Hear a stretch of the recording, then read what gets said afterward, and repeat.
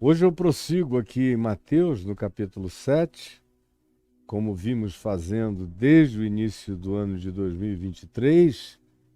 Chegamos ao capítulo 7, versos de 1 a 5, que hoje, excepcionalmente, eu lerei e depois eu discorrerei com calma, que diz assim: Jesus falando no mesmo ambiente que começou em Mateus 5, no chamado Sermão do Monte, na Galiléia. Esse é o ambiente que o evangelista Mateus cria. É a cenografia dentro da qual ele nos posiciona, desejando que aqueles que fossem ler o seu evangelho se sentissem naquela ambientação, naquele contexto. Então, eu não tenho nenhuma razão para brigar contra a ambientação dentro da qual Mateus desejou nos colocar. E ela faz todo sentido. E é nesse ambiente, entre discípulos e multidões simples, da Galiléia dos gentios, de uma variedade, uma diversidade cultural, religiosa, política, ideológica, distintíssima, variadíssima. É esse lugar que Jesus escolhe para ficar a maior parte da vida dele.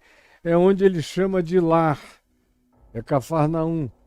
E a partir de onde ele faz as suas incursões, até partir de vez para morrer em Jerusalém, porque Jerusalém é o lugar da morte, é o lugar da escravidão, é o lugar do apedrejamento, é o lugar da matança de profetas e de inocentes.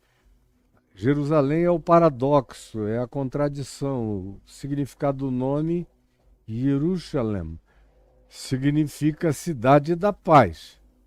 E ela foi um dos lugares de mais guerra do planeta Terra. Provavelmente não haja nenhuma outra cidade na Terra que tenha patrocinado mais derramamento de sangue e de sangue inocente por estupidez de fanatismo dogmático religioso do que Jerusalém, por milênios, inclusive nos dias de hoje. E ninguém se equivoque a respeito disso. E esse diagnóstico não sou eu quem faz, é Paulo, que era judeu, da tribo de Benjamim, educado aos pés de Gamaliel.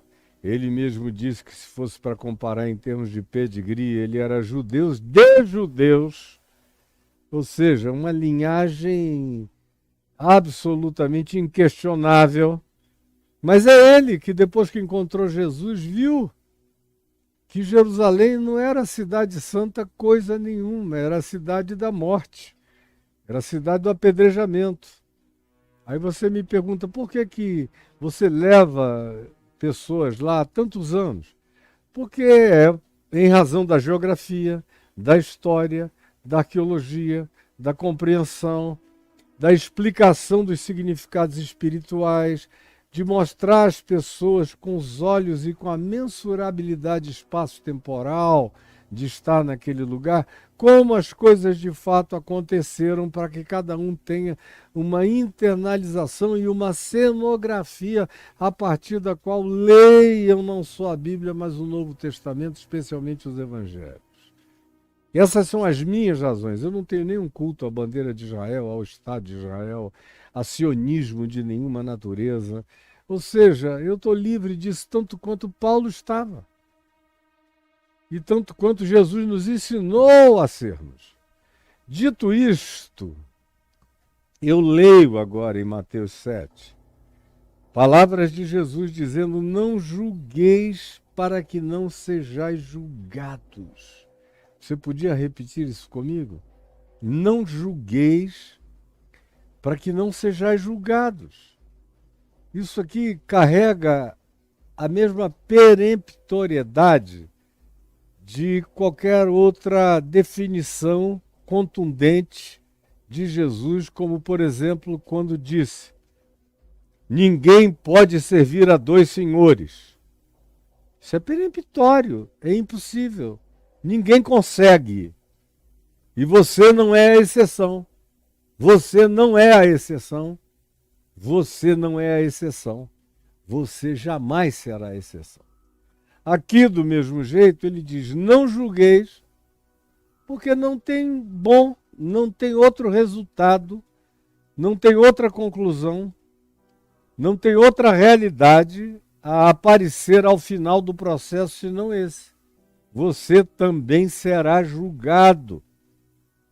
Não julgueis para que não sejais julgados, pois, e aqui é a razão, com o critério, com a categoria, com o parâmetro, com a mensurabilidade, com o protocolo, com a lei, com a Constituição, com o que quer que seja que você use como critério de julgamento do próximo, com esse mesmo critério com o qual você julga, Jesus diz: vós sereis igualmente julgados. O que você olha e projeta como olhar de julgamento é o que vai voltar sobre você. Inapelavelmente. Não adianta você dizer: no meu caso será diferente. Não será. Olhe bem para mim, não será. Você está se enganando por quê? Por quê? Não será. Então Jesus prossegue, dizendo: porque vês tu o argueiro, o pauzinho que caiu, o cisco que caiu no olho do teu irmão, porém não reparas, não enxergas a trave, o pedação de pau que entrou no teu olho. Aqui não tem nenhum do tamanho que eu gostaria, mas olha só essa pena de arara. O cara com um negócio desse enfiado no olho, fazendo observações ao próximo. Ih, eu tô vendo um cisquinho aqui no seu olho, cara. Tira isso daí. Ele é o oftalmologista com uma trave enfiada pateticamente. É uma caricatura. Jesus adorava fazer caricaturas. Adorava fazer caricaturas. Ele apresenta várias charges, várias caricaturas nas mensagens dele, e essa é uma dessas. Porque vês tu o cisco no olho do teu irmão, enquanto tens uma trave que não é delicada como essa pena de arara. E de arara jovem. Mas é uma trave, um tronco enfiado no teu olho. Como é que tu não tens vergonha de te apresentares para julgar o outro sem reparares em ti mesmo, na trave que está no teu próprio olho? De onde vem essa tua cara de pau? É literalmente uma cara de trave. E que praticamente o mundo inteiro tem, pratica, faz a mesma coisa, e você sabe disso. Você pratica isso. Ou então você tem sido eventualmente vítima de outros que fizeram isso de maneira deslavada contra você. Ou como dirás ao teu irmão? O irmão aqui não é o membro da igreja, isso nem existia nos dias de Jesus. Tanto quanto o irmão aqui não era o frequentador da mesma sinagoga. O irmão aqui é qualquer outro ser humano, é o teu próximo. Como é que tu dizes a qualquer outro humano? O teu irmão, teu igual, teu semelhante. Deixa-me tirar o cisquinho do teu olho, quando tu carregas, de fato, uma trave patética enfiada no teu próprio olho. E queres ser oftalmologista do mundo, da terra. Especialmente os religiosos são os especialistas nessa prática de pateticidade. Preste atenção, porque é o que a gente mais repete. Aí Jesus não suporta, porque quando se trata dessas aberrações, dessas coisas patéticas, que decorrem da gente não se enxergar, não se ver, e sem se aperceber deliberadamente se oferece como cego para ser guia de cego, com uma trave no olho se oferece para ser oftalmologista do próximo, o que Jesus conclui no verso 5 é dizendo: hipócritas, mascarados, personas perversas, vocês não se enxergam, seus hipócritas. Tira primeiro a trave, arranca, vai cuidar de ti mesmo. Como Paulo diz a Timóteo, cuida primeiro de ti mesmo. De ti mesmo. E eu vou explicar por que tem que começar em mim. Tira primeiro a trave do teu olho. E então tu verás muito melhor, muito mais claramente, para conseguires tirar o cisco, o argueiro do olho do teu irmão. Meu Deus, o que poderia haver de mais sábio, de mais sensato, de mais prudente, de mais prático, de mais filosoficamente límpido, cristalino e claro, de mais humano, de mais relativo à relacionalidade saudável, de mais expressão de humildade, de ensinabilidade, de capacidade de aprendizagem do que a prática desse mandamento de Jesus, para quem ele não abre exceções em lugar nenhum, nem a anjos, que não têm permissão de sair julgando ninguém, a menos que lhes seja dada. A menos que lhes seja dada. Isso está dito aqui, na Epístola de Judas, que até o arcanjo Miguel, quando contendia com Satanás a respeito do corpo de Moisés, não julgou dizer contra Satanás nenhum juízo infamatório. Antes disso, que o Senhor te repreenda, Satanás. Ora, nem anjos recebem essa permissão. Haverá uma hora em que Jesus diz que os anjos receberão a ordem de separar o joio do trigo. Anjos, seres de uma outra dimensão, de uma outra energia, de uma outra visualização, de uma outra cognitividade, de uma outra percepção, de um outro olhar, de uma outra clarevidência, é que terão o poder de fazer isto. É que terão o poder de fazer isto. Do contrário, não. Ninguém deve fazer nada dessa natureza. Ninguém. Absolutamente ninguém. Você está me vendo? Está me ouvindo? Está me vendo? Está me ouvindo? Ninguém. Não se ofereça. Não ache que você recebeu uma profecia de concessão para julgar os outros. É mentira.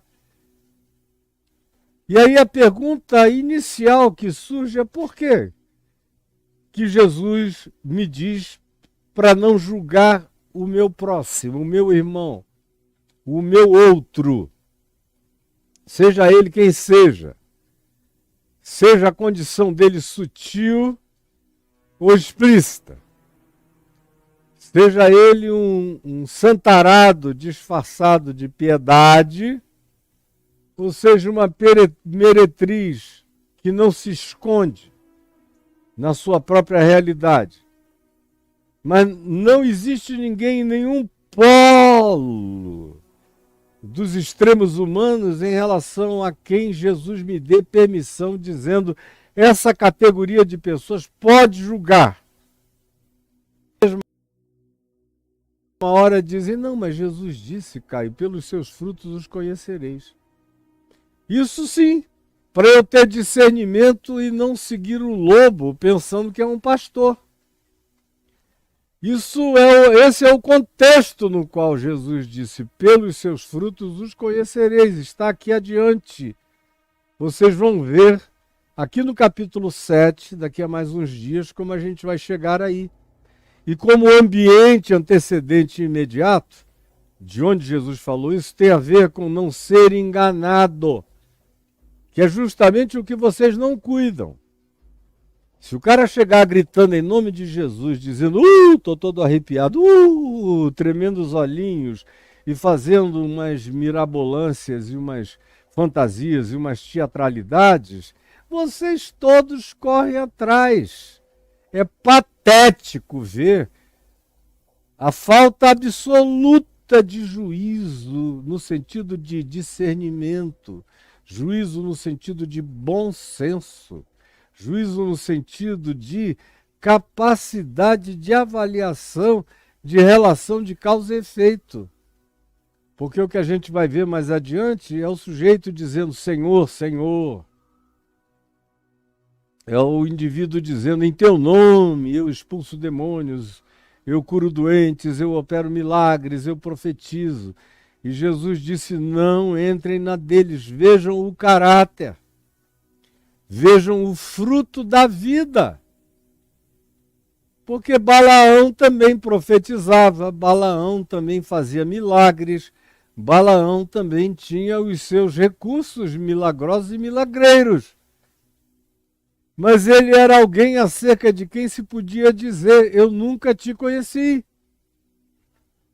A gente está lotado nas expressões que cercam os evangelhos e nos ambientes de Atos dos Apóstolos, ou nas narrativas de Paulo, por exemplo, ou de Pedro de Judas, de afirmações sobre pessoas que eram capazes de manifestar muito carisma, ou dons de natureza paranormal, ou até mesmo de, em nome de Jesus, realizarem alguns milagres. Porque o amor de Deus, suponha que o falso profeta é esse cara aqui, que está pregando aqui, ó. Pregando aqui. Ele está falando, ele é a voz, falando. E ele é um mentiroso, ele é um hipócrita, ele é um mascarado, a mulher dele não aguenta ouvi-lo pregar, os filhos detestam, nem aparecem, não querem nem saber, ficam com raiva, com ódio, se tornam ateus.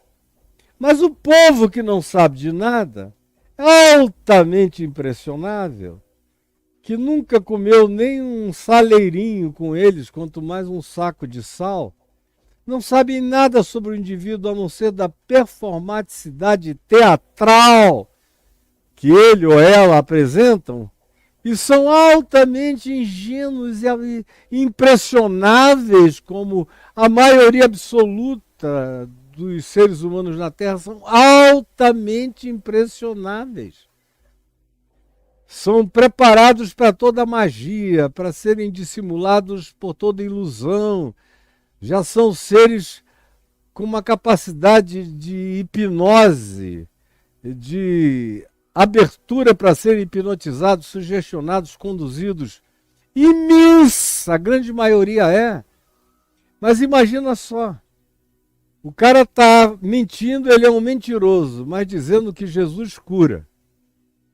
E os outros que estão ouvindo, que não têm discernimento, mas têm aquela fé ignorantemente simples, e dizem, não, Jesus cura sim, está doendo tanto em mim, ele deve estar me vendo, ele cura sim.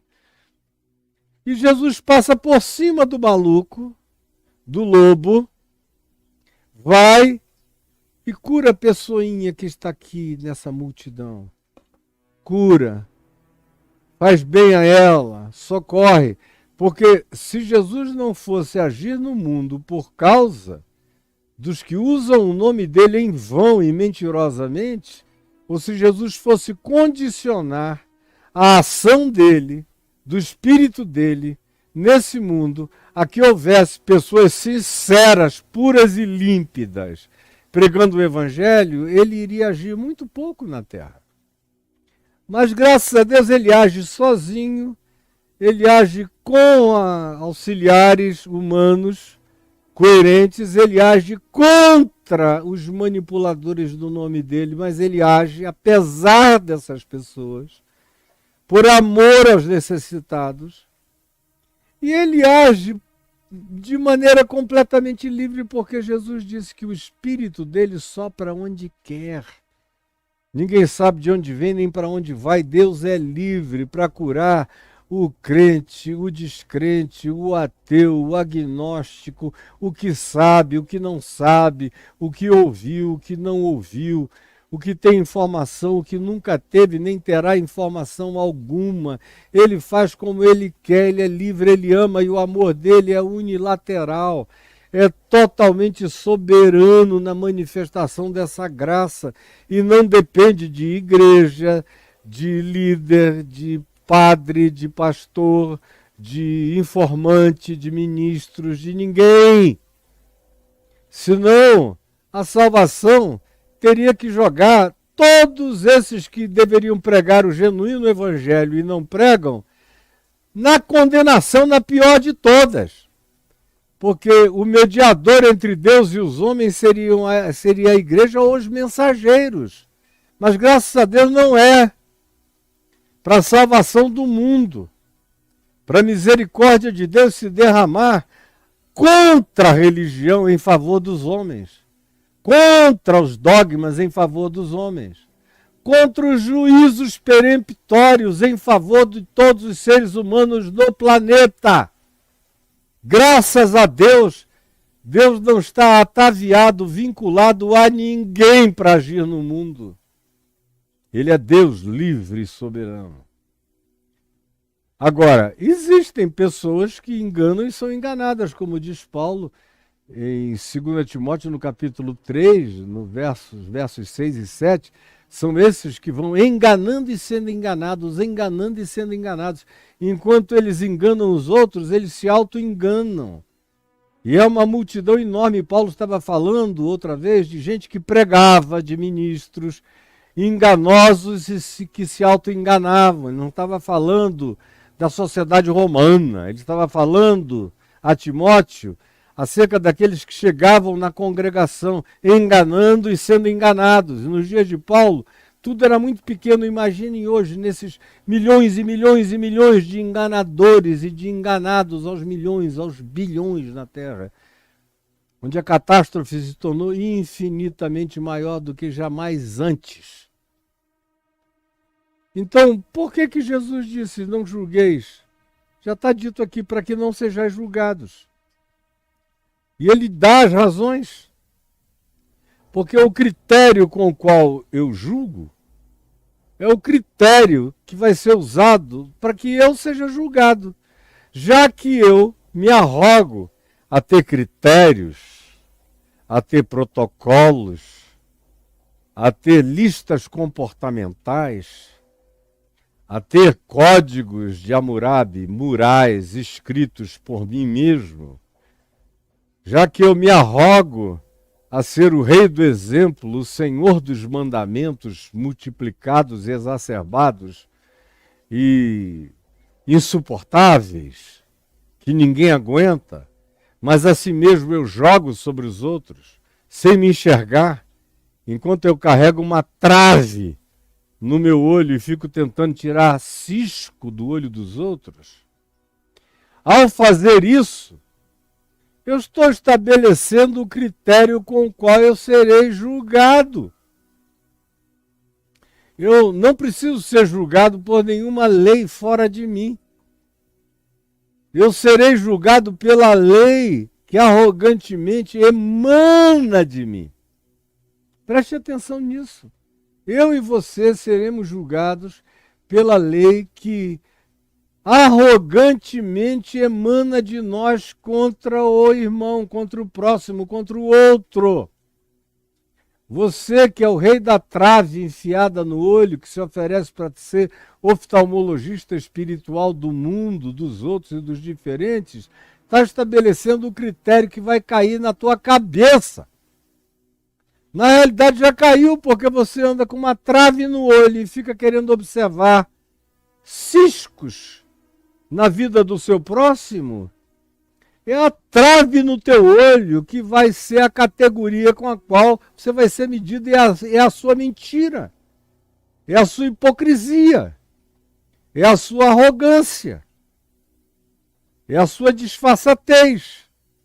Você vai ser julgado pela profundidade da sua dissimulação, da sua hipocrisia, da sua arrogância, da sua soberba, do seu juízo contra os outros, da sua própria cegueira que se pretende passar por vidência. Você é o juiz de si próprio, e como você é tão ruim, é tão malzinho, é tão tomado de preconceitos e preconceitos e preconceitos, todos nós temos muitos preconceitos. Alguns de nós somos verdadeiros preconceitos ambulantes. Outros aprenderam a lutar contra o preconceito e vão diminuindo, mas ainda assim a melhor e única coisa a fazer é não julgar para não ser julgado. Porque por mais liberto que eu ache que eu esteja de preconceitos, e olha que eu venho me julgando livre de preconceitos há pelo menos 50 anos. Isso com a consciência do evangelho plantada em mim, pregando o evangelho para os outros. Eu tenho tentado fazer isso há meio século, sem exercer preconceito escatológico de juízo de nenhuma natureza, botando ninguém em lugar escatológico negativo algum, como procedência daquilo que emana da minha boca. Jamais. Você não tem isso para me apresentar. E olha que eu prego todo dia há meio século. E ninguém tem essa fita, esse vídeo, esse arquivo para me apresentar. Olha você aqui, mandando os outros para o inferno. Você vai morrer se achar. Agora, eu mesmo, que antes de me converter já vinha de um mundo sem preconceitos, amigo dos hippies, dos malucos, dos doidões, desde que eu tinha 12 anos de idade, 13 anos, cresci no meio da malandragem, da molecagem, no meio da safadeza, no meio onde todo mundo olhava e normalizava tudo, e depois me converti. Ao me converter, eu já tinha um monte de visões de coisas que eu não deveria mais praticar a partir de mim contra os outros. E quando eu li o Evangelho, isso se transformou numa raiz dentro de mim, num compromisso de fé. Não julgar para não ser julgado. E eu fui me esforçando por conter minha língua, conter meus pensamentos, conter minhas deliberações de juízo, dizer para mim mesmo que a minha melhor impressão ainda pode decorrer de uma falsificação e de um auto-engano pessoal, que Deus não vê como vê o homem vê a aparência, mas Deus vê o coração, que eu não tenho permissão para me tornar juiz togado da existência de ninguém na face da terra, de modo que, ao julgar, eu serei julgado, mesmo que eu diga, olha, eu nunca ouvi a lei de Moisés. Não precisa. Eu nunca aprendi o evangelho, não precisa. Tem muita gente espalhada pelo mundo que está longe de religião, mas tem um espírito de juízo horroroso. Porque não é só a religião que provoca juízo no coração, é um dos piores juízos, aquele que a religião provoca, porque ele vem carregado de uma escatologia de inferno. Bota as pessoas no inferno. Isso carrega uma gravidade infinitamente maior quando eu escatologizo o meu juízo sobre o meu próximo e dou a ele destinos de natureza infernal. Ou digo que a mão de Deus está pesando sobre ele, ou que os sofrimentos dele decorrem do fato dele ser um amaldiçoado, ou qualquer outro tipo de precipitação dessa que você vê sobejantemente, superabundantemente vazar da boca da maioria das pessoas. O tempo todo. É difícil encontrar alguém que sabe muito e fala nada, ou fala muito pouco, ou fala de preferência coisa nenhuma. A maioria vai fazendo voltas piedosas para chegarem no fim e contarem alguma coisa que estavam loucas para contar como juízo contra o próximo. Você sabe disso, você sabe disso. Todo mundo aqui sabe disso. O critério com o qual eu uso, o critério que eu estabeleço, a medida com a qual eu meço, essa será usada para me medir inapelavelmente. De modo que, conhecendo ou não conhecendo as coisas, se eu pratico esse juízo peremptório, escatológico, definitivo, odioso, odiento, raivoso, irado, perverso, mal contra o meu próximo, a partir da minha arrogância, da minha presunção, do meu supremacismo, da minha ideia de superioridade, eu já defini a categoria de juízo que vai cair na minha cabeça e na sua também. E não há apelação, não há concessão para ninguém. Esse é o critério. E o critério você oferece todo dia para o seu próprio juízo. E preste atenção, não necessariamente a gente tem que esperar até morrer para que esse juízo recaia sobre a cabeça da gente. Eu tenho vivido já o bastante, nesses 69 anos de existência contínua, com olhos bem abertos, desde a minha mais tenra infância, que Deus me deu a graça de enxergar a existência à minha volta, eu vejo que uma quantidade enorme de pessoas não precisam nem esperar a passagem para outra dimensão, para ficarem cara a cara com os juízos múltiplos que ofereceram contra o próximo durante o prazo das suas existências temporais. Não, eu vejo muita gente já recebendo a cacetada aqui, o que é uma bem-aventurança. De acordo com a Epístola aos Hebreus, é uma bem-aventurança.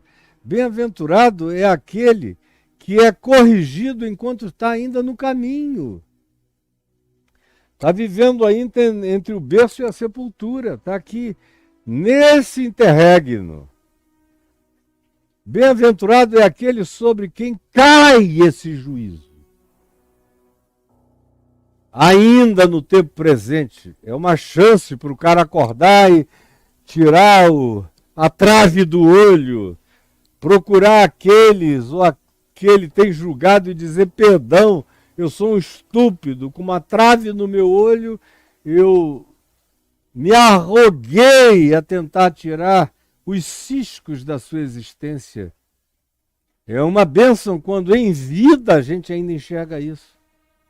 Agora, conquanto essa oportunidade nos seja dada todo dia pelo Espírito Santo, como está sendo dada a você agora aqui, ó. Olha bem para mim. Você está tendo essa oportunidade aqui agora de evitar juízos horríveis que podem vir sobre você.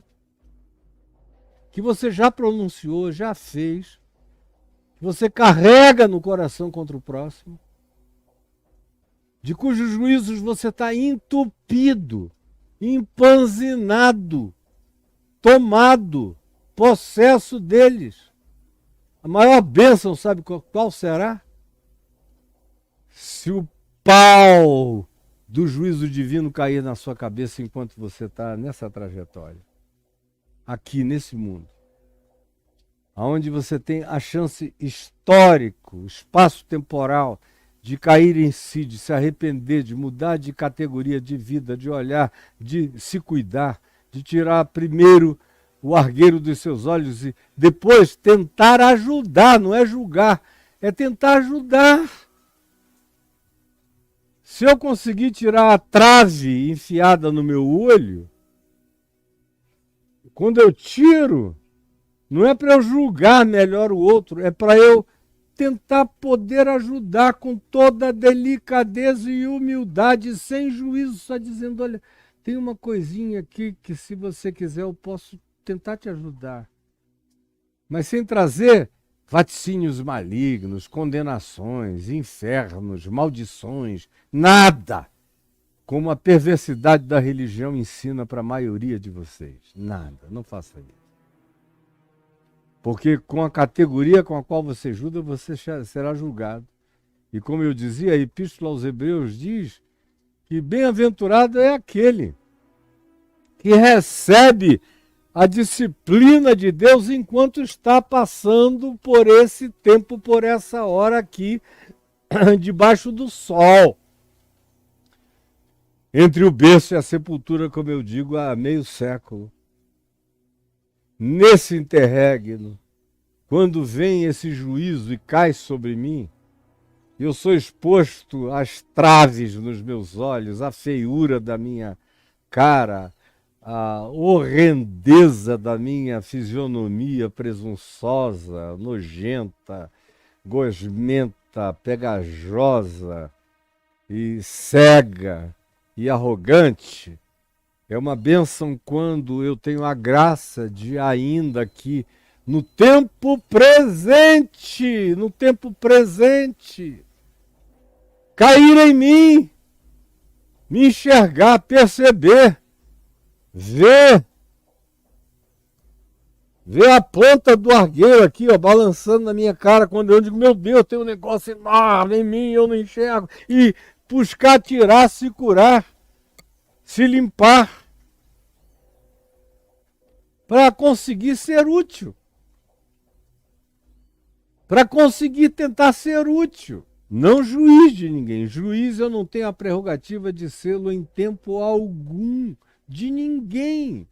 No máximo, como eu disse, Jesus disse, pelos frutos os conhecereis. Para quê? Para que eu evite ser enganado, ser manipulado, ser mal conduzido, ser mal pastoreado, ser hipnotizado pela malignidade dos que querem de fato o controle da mente humana. É para isso que Jesus disse, observe o fruto. Se dessa vida procede amor, genuína alegria espiritual do Espírito Santo, paz, espírito de reconciliação, de graça, de fazimento de pontes, fidelidade, lealdade, compromisso, raiz de sinceridade, amor não fingido, longanimidade, paciência, espera, com oração, com autocontrole, com domínio próprio, sem explosões loucas, sem deixar os meus ódios ventarem e vazarem, as minhas iras tomarem conta de mim, das minhas noites e se cronificarem na minha existência. O que vai fazer a trave no meu olho aumentar cada vez mais. Bem-aventurado é aquele que durante o tempo da peregrinação fica cara a cara com o choque dessa revelação acerca da sua própria face. Como diz o apóstolo Tiago, aquele que, ouvindo essa palavra do Evangelho, aceita como quem se enxerga no espelho, e em se olhando no espelho, se divisando com clareza, diz, meu Deus, olha como eu sou, olha a feiura do meu ser. E eu penso que sou alguma coisa melhor e superior. Tem compaixão de mim, me salva da minha arrogância, da minha presunção. E aí toma decisões de autopurificação, de busca de clarificação da própria vida, do próprio olhar, que começa com enxergar-me a mim mesmo. Como eu disse no início, e falei daqui a pouco eu explico mais, foi o que Paulo disse a Timóteo, cuida de ti mesmo e da doutrina. A doutrina vem depois. Doutrina no sentido não como a gente chama de doutrina os dias daquilo que é produzido nos dias de hoje. Não. que é produzido no dia de hoje é um negócio que Paulo nem conhecia, que Timóteo nunca tinha visto e que Paulo jamais ensinaria uma sistematização de uma construção de doutrina, de comportamento, de uma doutrina de salvação toda encaixadinha, embutidinha, com passos para a salvação, com uma cronologia de escatologia sobre a salvação, sobre o juízo final, sobre o estado intermediário, sobre o fim do mundo. Não. Quando Paulo diz a Timóteo, cuida de ti mesmo, julga a ti mesmo, e a doutrina, ou como quando ele diz em 1 Coríntios, no capítulo 11, diante da ceia do Senhor, do ágape, do santo ágape, daquela festa de amor que se fazia na igreja desde sempre, especialmente nos primeiros dias de cada mês, não por ser algo religioso, mas por ser só algo que fazia parte de um costume. Eles não faziam isso todo domingo, eles se reuniam infinitamente menos do que a gente se reúne. Nem havia essa facilitação de reunião, de congregação, de nada disso, como nenhum deles tinha Bíblia nenhuma. Ninguém ia para a reunião carregando um livro para chegar lá e ler. Os que pregavam quase sempre sacavam tudo da memória, da oralidade do ensino, das parábolas, dos oráculos de Jesus. Era assim que era. Quando Paulo diz a Timóteo, cuida de ti mesmo e da doutrina, portanto, ele não está falando da doutrina batista, presbiteriana, reformada, católica, ortodoxa, copta, de nenhuma natureza, de nenhum grupo. Isso tudo é invenção muito posterior, mas Jesus nunca ensinou isso e os seus apóstolos tampouco. Quando ele diz a Timóteo, cuida de ti mesmo e da doutrina, ele usa a palavra doutrina do mesmo modo que a gente vê João usar no evangelho dele, botando isso na boca de Jesus. Se alguém quiser saber se a minha doutrina é verdadeira, a pratique. Qual é a doutrina de Jesus? É alguma sistematização que ele propôs? Não, é o evangelho sobre o qual ele discorreu vivendo. Passo a passo, episódio a episódio, encontro a encontro, trato a trato, situação a situação. O laboratório do Evangelho é a existência com a sua multiplicidade variada. É a observação de como Jesus andou, viveu, falou, ensinou, sentiu e expressou, é que é a doutrina. Portanto, é o Evangelho, que também é o que, em sendo assimilado, praticado e obedecido, cria em mim sinapses da mente de Cristo. Cuida primeiro de ti mesmo e da palavra, seria uma expressão mais condizente com aquilo que Jesus ensina para os nossos dias. Quando Paulo disse isso a Timóteo, ele disse com toda tranquilidade, porque ele sabia que Timóteo estava entendendo exatamente o que eu acabei de explicar a vocês.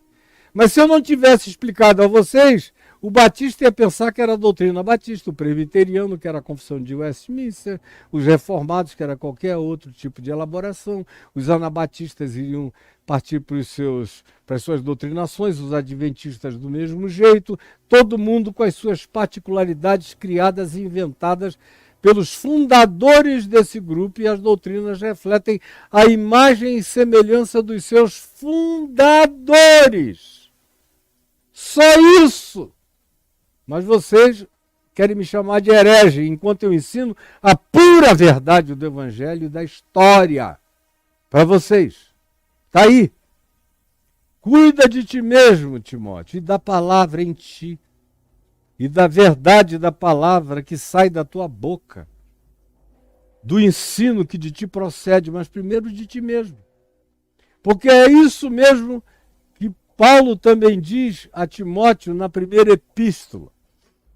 Eu estou me referindo à segunda. Na primeira epístola, ele diz no capítulo 3 quais eram as qualificações que Timóteo deveria esperar encontrar em pessoas para fazer delas líderes de uma dada congregação, de uma comunidade de fé. E aí você vê lá que a ênfase toda de Paulo, abra aí em 1 Timóteo, no capítulo 3. Abra. Ou na Bíblia escrita, ou no seu WhatsApp. Veja, 1 Epístola de Timóteo, capítulo 3. As qualificações dos anciãos, dos presbíteros, dos sábios da comunidade, que deveriam ser pessoas sensatas, nunca neófitas, nunca inexperientes, nunca recém-convertidas, nunca tolas, nunca impressionáveis. Sempre gente testada, sempre gente experimentada, sempre gente vivida é que deveria chegar a esse lugar de instrução de outros, com a devida prudência e sensatez. Tudo diferente do que acontece aqui entre nós. Tem igreja entre nós que sai na rua para coletar os melhores camelões. Camelões, eu sei, porque eu conheço os intestinos disso tudo. E eu vi muita gente, pastor que virou bispo, e de igrejas neopentecostais, eu perguntava o que você fazia antes de se converter, se tornar bispo em menos de um ano. O cara dizia, eu era camelô ali na Praça 15, eu era camelô na Praça Sem Espeno, eu era camelô na Praça da Sé. E aí eu fui recrutado porque eu tinha uma lábia muito boa e me ensinaram como é que eu tinha que dizer. E isso aí eu faço com o pé nas costas. E como critério com o qual nós somos julgados lá para crescer na hierarquia daquela religião neopentecostal, a maioria delas, é a arrecadação de fundos, é bater metas financeiras por mês, e eu fui batendo as minhas porque eu já estava acostumado a arrecadar vendendo bolha de sabão, agora eu tinha um outro elemento com poder de ilusividade muito maior, que era a crença construída e colocada sobre os outros. Então eu ia batendo meta sobre meta, e aí eu fui de obreiro a pastor, de pastor a bispo, e de bispo eu continuei batendo metas, e cheguei a esse nível tão elevado assim. Isso é como a cachorrada acontece à nossa volta. E só dá para chamar isso de cachorrada, e os cachorros que me perdoem, que nem merecem esse título. Mas eu estou falando daquela coisa assim, de briga de cão nojento, se mordendo uns aos outros. É assim que funciona. Mas em 1 Timóteo, no capítulo 3, Paulo diz outra coisa. Eu não estava nem disposto a ir lá para ler, até porque manusear a minha biblinha aqui dá cada dia mais trabalho, porque as páginas dela andam extremamente soltas, mas eu vou fazer isso por você, porque eu sei que a preguiça aqui é abundante. Olha só o que Paulo diz sobre a qualificação de bispos, de servos, de diáconos, de líderes, de pessoas que têm uma visibilidade maior numa comunidade de fé. Ele diz, fiel é a palavra. Se alguém aspira ser líder numa comunidade de fé, excelente coisa almeja. É necessário, portanto, para que alcance esse nível, para que tenha esse lugar, que essa pessoa aqui chamada de bispo, que no grego significa esse superintendente, esse supervisor do estado espiritual, da saúde, da fé da comunidade. Isso é o que bispo significava para Paulo, para Timóteo e no Novo Testamento. Primeiro, seja irrepreensível. Ou seja, tem a ver com caráter, cuida de ti mesmo, do teu caráter. Que o teu caminho não seja pontuado por repreensibilidades. Que tu sejas esposo ou que ele seja esposo de uma só mulher. Não significa que nas comunidades de fé fosse incentivada a bigamia. E que por causa disso, para ser líder, o cara tivesse que se diferenciar da comunidade bígama, sendo marido de uma só mulher. Ao contrário. O padrão que Jesus ofereceu em Mateus 19 tem que ser como foi desde o princípio. No princípio, Deus não criou um homem com um harém de mulheres, mas um homem e uma mulher. Porque ninguém consegue servir a dois senhores, nem a duas senhoras, nem não dá para servir a dois. O coração dividido vai fazer uma opção. E não tem bom para isso. Eu já tenho repetido isso inúmeras e cansativas vezes. Portanto, o que Paulo está dizendo aqui é, no mundo greco-romano, ele está escrevendo a Timóteo num ambiente romano e grego, onde pessoas já tinham tido muitas vezes mais de um casamento. Mas para ser bispo, mesmo que já tenha sido casado antes, você escolha pessoas que estejam numa relação com uma única mulher, dedicados a esse vínculo, porque o objetivo do Evangelho é estabelecer um padrão. Na comunidade pode ter gente casada com duas mulheres, porque são pessoas que creram no Evangelho e não vão ter que deixar famílias para seguirem a Jesus, filhos para seguirem a Jesus. Não! Não foi assim. Agora, para estabelecer um padrão geracional para as próximas gerações, é importante que agora esses novos líderes sejam maridos de uma só mulher. É simples assim o que Paulo está explicando.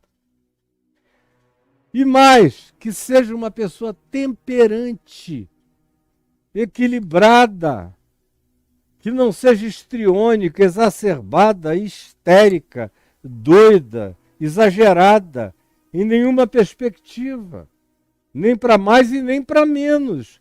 Temperada é encontrar o tempero adequado para a vida. Não pode ser de menos, não pode ser de mais. Sóbria, que tem a ver com atitude mental, reflexiva, sensata, que seja modesto, tem a ver com as relações sociais não histrionizadas, sem autoglorificação, sem arrogância, sem soberba, sem autoapresentação, autoexaltante. Seja hospitaleiro, acolhedor, inclusivo, carinhoso, meigo, gentil, que tenha capacidade de fazerem os outros se sentirem bem em casa.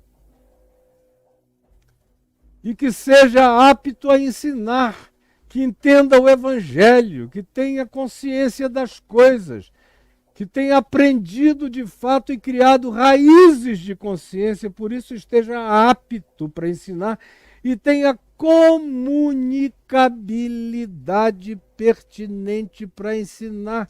Porque tem gente que tem um conhecimento grande para ensinar, mas uma comunicabilidade péssima. Então, conquanto sejam capazes a ensinar, é melhor que eles se dediquem a discipular pessoas individualmente, ou grupos de 2, 3 no máximo, porque uma pessoa que não tem comunicabilidade, por mais que seja apta para ensinar, vai cansar um grande grupo de pessoas. A maioria das pessoas são altamente distrativas e distraíveis. De modo que, além de ter capacidade de ensinar, tem que ter uma comunicabilidade razoável para manter o interesse dos que estão ouvindo. E mais, não seja dado ao vinho. Isso aqui não quer dizer não tome vinho, é não seja dado ao vinho, é entregue ao vinho. Não seja viciado em vinho. Não seja um cara que diga assim, se eu não tomar uma garrafa de vinho por dia, eu não consigo passar bem o dia. Não, não pode ser assim. Não pode ser alguém que, privado de alguma coisa, surte. Ou que só consiga fazer as coisas se estiver alimentado por um determinado nível de grau acima do que seja o conteúdo cognitivo natural de qualquer um. Que é esse dado ao vinho, significa não seja dado ao vinho, não seja entregue a nenhum tipo de dependência. O vinho era só a mais usual dos dias de Paulo. Entre nós tem dependências de todos os níveis. Não seja violento. O que tem de líder violento? Você sabe como o seu pastor é violento. A mulher dele apanha dele. Tem aqui um líder que ano passado, a sogra dele veio a público, a mulher veio a público, é dono de uma denominação grande aqui no Brasil, que alega ser um lugar para jovens, mas é careta até não poder mais. E o cara vivia ameaçando a mulher, tratando mal a mulher, gritando com a mulher durante 20 e tantos anos, a ponto dela dizer: você é um mentiroso. Fica aqui me empurrando, me batendo, me jogando, me estapeando. E depois vai lá falar de amor, seu mentiroso. Vocês devem ter amnésia, mas foi ano passado. Isso não é coisa de somente o líder. Não seja violento, nem em palavras, nem em ações, nem em gestos, nem em modos, nem em atitudes. De modo algum seja violento. Porém, seja cordato, capaz de conciliação, capaz de pacificação, seja um macário construtor de pontes. Uma coisa está atada à outra, vinculada à outra. Seja inimigo de contendas, é aquele cara que não alimenta nenhuma contenda, ao contrário, para a contenda. A energia, a assertividade dele é para dizer não, isso não chega, não. É para ter coragem de liderança para dizer fofoca, mentira, fake news, invenção, piedade travestida de piedade, exalando o odor malévolo das gargantas mentirosas de vocês contra o próximo? Não! Não seja violento e seja inimigo de contendas, brigas, discussões e divisões. Não seja avarento. Não queira ficar rico. Não queira que a igreja cresça para que sobre uma porção cada vez maior, da qual ele possa vir a se apropriar para o seu próprio benefício. Não seja assim. Ele tem que ter dado traços, indícios históricos, factíveis, verificáveis, observáveis no curso da vida de que essa pessoa não é assim. Ao contrário, é o oposto disso, é generosa. E ainda Paulo diz que saiba cuidar da sua própria casa, que trate bem sua mulher. Como diz Pedro, na primeira epístola de Pedro, no capítulo 3, que quem não cuida bem da sua mulher, do seu marido, quem vive em contendas em família, interrompe as suas orações, para que as suas orações não sejam interrompidas. Aqueles que não abusam dos filhos, como Paulo diz aos Colossenses: pais, não abuseis dos vossos filhos. Não usem da suposta prerrogativa de autoridade paterna para abusar, para sair fazendo imposições, dando comandos, demandas ditatoriais, caudilhescas sobre os filhos de vocês. E crente tem uma mania diabólica de fazer isso.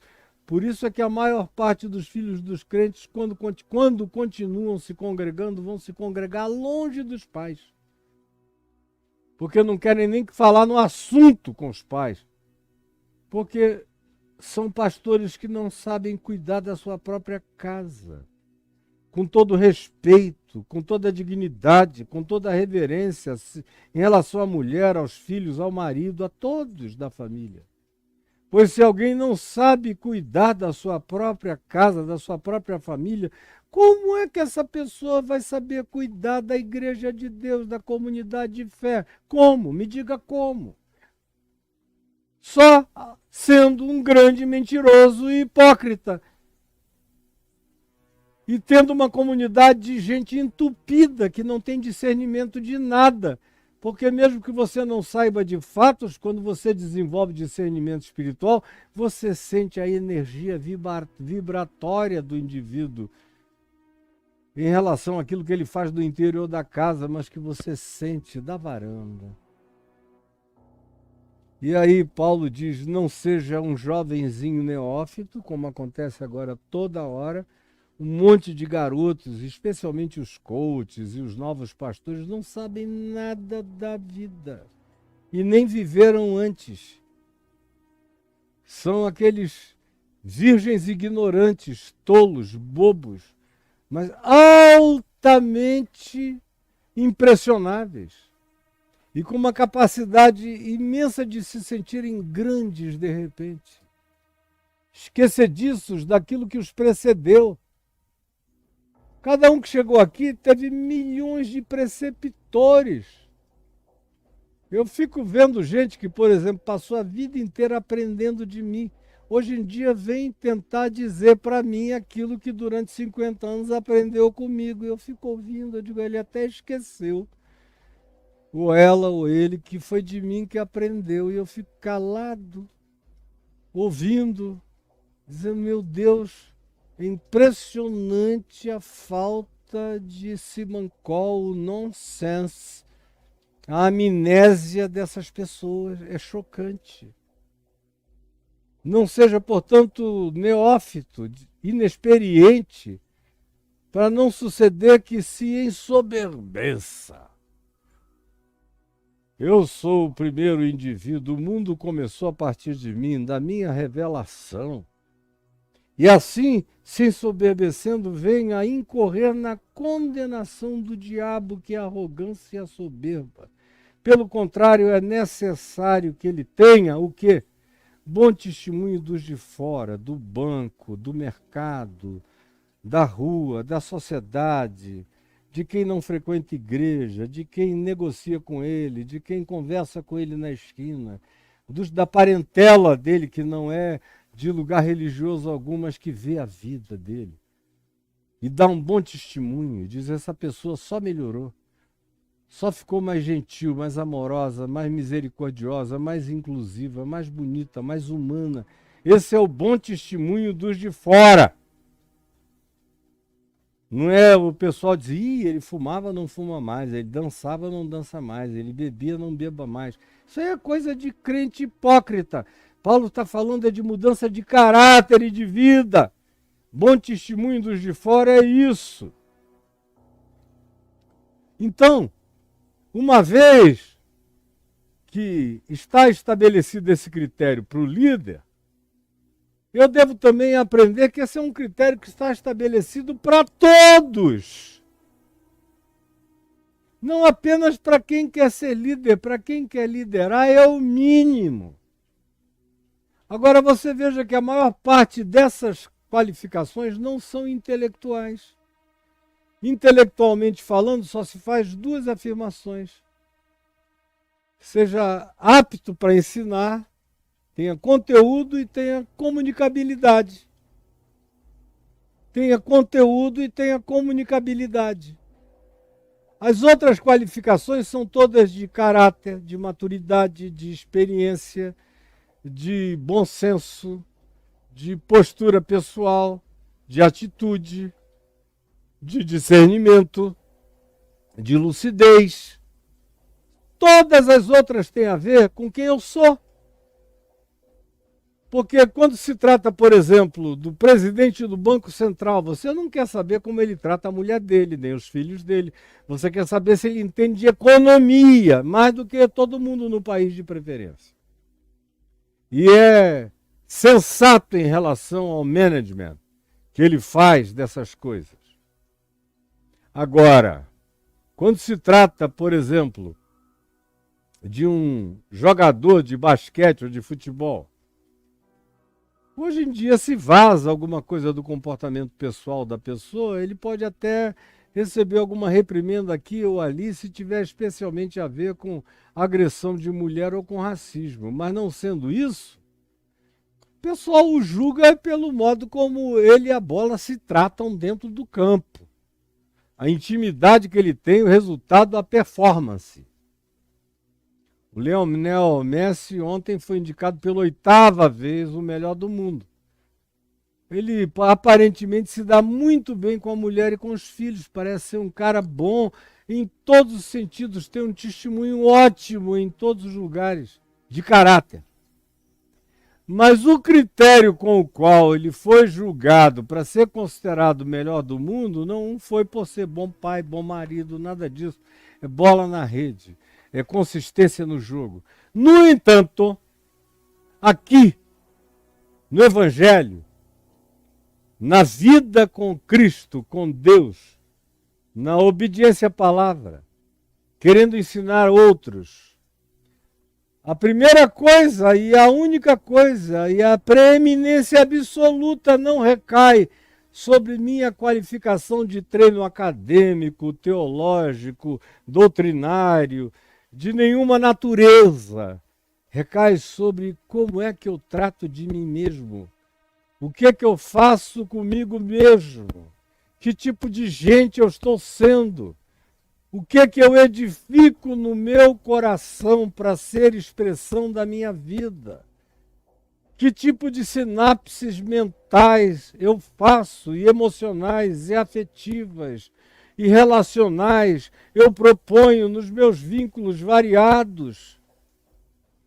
Conforme aqui se descreve a qualificação de quem quer ser líder, é a qualificação de quem quer ser cristão. Todo cristão tem que ser assim, deve buscar o que Paulo diz aqui em 1 Timóteo 3, como prática simples para a vida. O líder é o mínimo que se pode esperar dele, é isso. É daí para cima que o sarrafo dele se levanta. Mas todos nós temos que ter essa referência, porque do contrário, eu sou um grande hipócrita tentando pregar o evangelho hipocritamente e achando que o único testemunho que eu tenho a dar é do antes e depois. Olha como eu era gordo e agora eu sou magro. Olha como eu enchi a cara, agora eu não encho mais. Olha como eu vivia dançando o dia inteiro e agora eu sou um cara que fico no gospel. Isso aí é coisa para religioso. Mas para Paulo, que não tinha nada disso na vida dele, ter bom testemunho dos de fora era ser gente boa no mundo, era ser sal da terra e luz do mundo, esbanjando graça, misericórdia, hospitabilidade, acolhimento, tolerância. Pois bem, esse é o critério para a vida.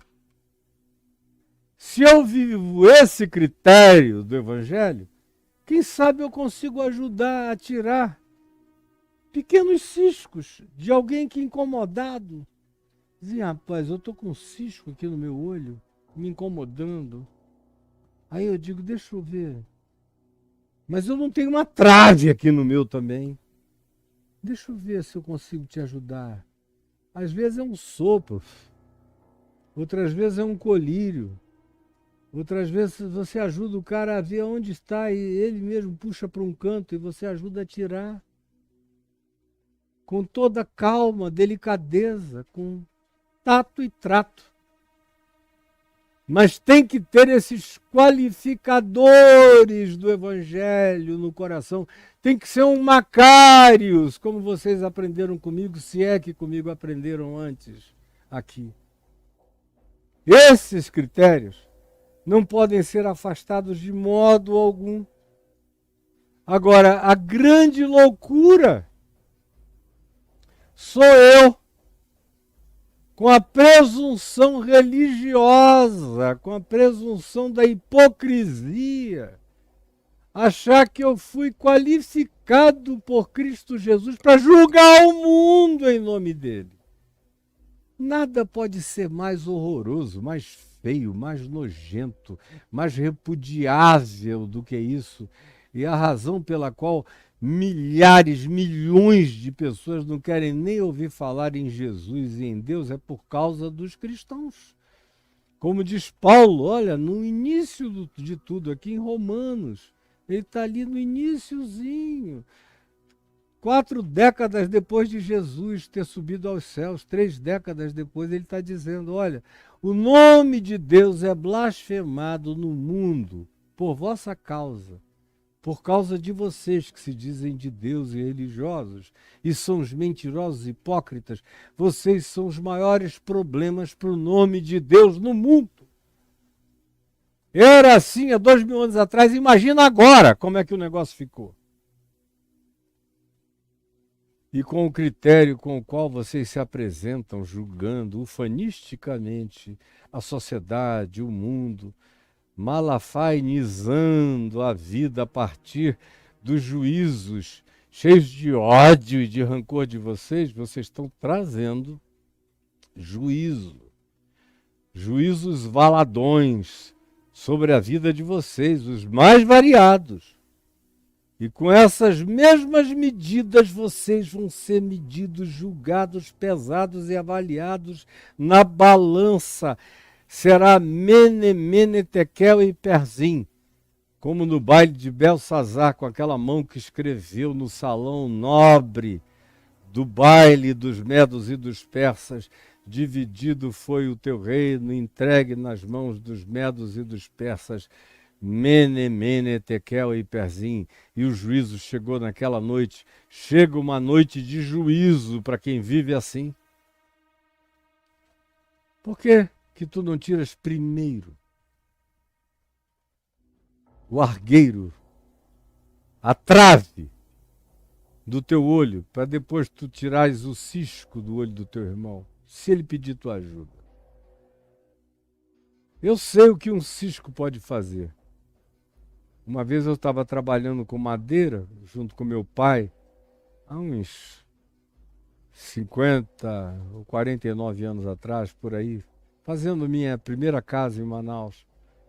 E trabalhando lá na madeira, na serra. E naquele tempo a gente tinha muito menos cuidado ao fazer esses trabalhos do que a gente tem hoje. Hoje em dia você bota um óculos de proteção, é o mínimo. Mas naquele tempo não, era no olho aberto. Nem um óculos escuro você botava, era de olho arregalado. Voou um cisco de lá e entrou aqui a menos de meio milímetro da minha íris, aquela coisa que eu podia ver a ponta do pálpebro lá de fora. Não podia, claro, não podia nem pensar em fechar o olho. Eu segurei o meu olho aqui e falei para o meu pai, entrou um pedaço de pau quase na minha íris. Eu sei que só não entrou lá porque eu estou te enxergando. Mas eu também estou vendo o pau saindo aqui, pai. Parece uma trave. Aí ele falou, segura, meu filho, segura aí. A gente viajou uma meia hora ou 40 minutos até chegarmos no hospital, onde havia um amigo nosso trabalhando, e aí ele anestesiou meu olho e puxou. E me botou um tampão e eu fiquei uns dias com aquele tampão. Voltei para casa, botei um óculos e continuei. Eu sei o que um cisco pode causar no olho de uma pessoa, pode até cegar. Mas até o cisco, a gente tem que pedir ajuda para o outro chegar lá e botar o dedinho dele e tentar puxar. Agora, não posso ir para um oftalmologista que eu chegue para tirar o cisco do meu olho enquanto ele tem uma trave enfiada no olho dele. Aí é pateticidade demais e é o que Jesus constrói como charge, como cartoon, para a gente enxergar como nós somos patéticos. Ele está querendo que o patético que faz assim se enxergue, que é o que carrega a trave querendo ser oftalmologista do próximo, está tentando ver se aquele que tem um cisco no olho não procura os oftalmologistas que têm uma trave enfiada na cara e não se enxergam. E está em terceiro lugar dando um conselho dizendo jamais se comporte assim, porque isso volta. Inapelável, inescapavelmente, isso volta sobre vocês. E uma vez que isto seja assim crido, e eu espero que você esteja me ouvindo e crendo, de todo o meu coração é o que eu desejo. E por que eu desejo isso? Para evitar que os males nos destruam. Porque a consequência espiritual da nossa hipocrisia é uma das realidades mais destrutivas que podem acometer uma alma humana. Jesus, você preste atenção em Jesus. Você não vê Jesus dizendo, ai das prostitutas. Não vê Jesus dizendo, ai das adúlteras e dos adúlteros naquele dia. Você não vê Jesus em momento algum dizendo, ai dos que isso ou aquilo, até mesmo dos ricos, sobre os quais ele disse, quão dificilmente herdarão o reino de Deus os que amam as riquezas. Mas ele não fica fazendo disso um ai, mas da hipocrisia é a única temática em relação à qual ele diz ai, repetidamente. Ai de vós, hipócritas. Ai, veja aí Mateus 23 e os textos correlatos nos evangelhos sinóticos em Marcos e em Lucas. Ai de vós. Procure isso. Ai de vós em Jesus e você vai ver que eles estão associados sempre à hipocrisia. Hipocrisia. Não tem nada pior. E a hipocrisia é a mantenedora maior do espírito de julgamento, de juízo. Onde não há hipocrisia, estranhamente não há juízo. O indivíduo que não é hipócrita não se arroga a julgar porque ele se enxerga. Agora, quando você vira alguém julgando, saiba que você está vendo alguém que não se enxerga, é cego para dentro, para a sua própria alma. Ele não se vislumbra, não se divisa, não se percebe, ele só vive da cara para fora, sem a menor percepção.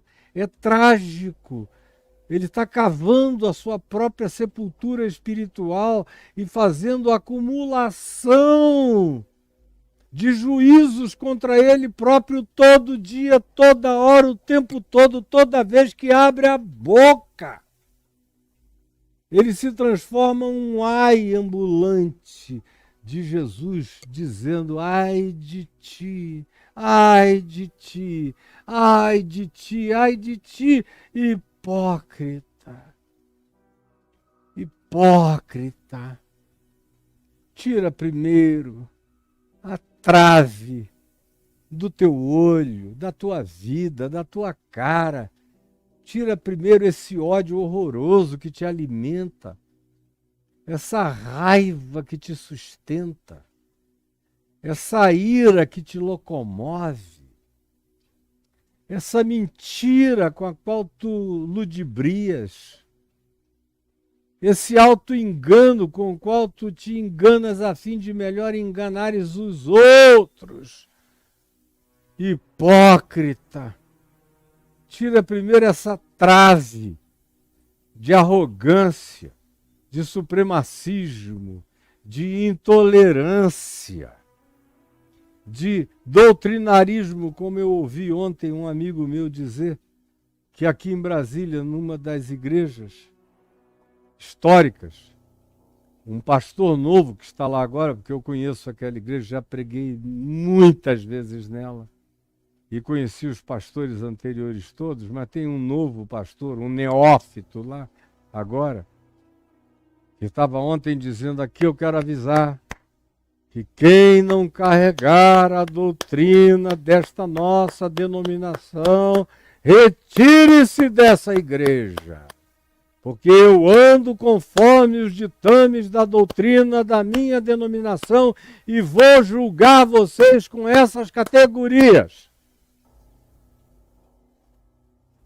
Olha, o impulso imediato, mas é só imediato, porque 3 minutos depois eu já nem me lembrava mais daquilo, me lembrei agora por causa do contexto. Mas o coração fica tomado de uma angústia horrível. Dizendo, meu Deus, o que vai ser da vida desse cara? Ele não sabe que ele está construindo juízo contra ele mesmo e esse negócio vai cair horrendamente na cabeça dele. Vai! Inapelavelmente, não é preciso ser profeta, é só crer no Evangelho e saber que vai cair inapelavelmente na cabeça dele, na sua. Hipócrita, tira primeiro a trave, essas milhares de traves que impedem o olhar de amor, de graça, de misericórdia, de ternura na tua vida. Tira, seja o que seja, o juízo que seja, arranca de ti. E aí, quem sabe, tu vais conseguir ser útil para muito mais gente do que tu conseguirás ser. Porque por enquanto tu és apenas patético. Tu és apenas uma charge de mau gosto, um cartoon, um meme de horrível perversidade e mau gosto. É a sua vida. Se tornou um meme religioso de perversidade. Não faça isso. E eu aqui oro. Eu aqui oro. Dizendo, ó Jesus, salva-nos da hipocrisia, que é o que não permite que nós nos enxerguemos, que é o que faz com que a gente carregue uma trave enfiada no olho enquanto se oferece para ser oftalmologista, tirador de ciscos dos olhos do próximo. Salva-nos de sermos esse meme horroroso na vida. Coloca dentro de nós essa coerência humilde e simples. Ajuda-nos a termos percepção da simplicidade do Evangelho, que é o que pode nos preservar para vivermos a melhor vida que possamos ter. Por favor, permite que essa palavra dita em teu nome com toda simplicidade ganhe a relevância, a incontestabilidade e, sobretudo, o acolhimento, o aninhamento pacificado no coração de todo aquele que diga: Jesus tem razão. Eu dou razão a Deus na minha vida. E eu quero viver desse modo. Faze isto em mim. É a minha oração por todos os que estão aqui e por todos os que venham a me ver e ouvir. Não julgueis para que não sejais julgados. Cuida de ti, quem sabe tu vais conseguir ajudar alguém mais. Mas fica livre da hipocrisia, que é o que acaba com a vida de todos nós. É o que eu te imploro, Jesus, em teu nome. Amém e amém.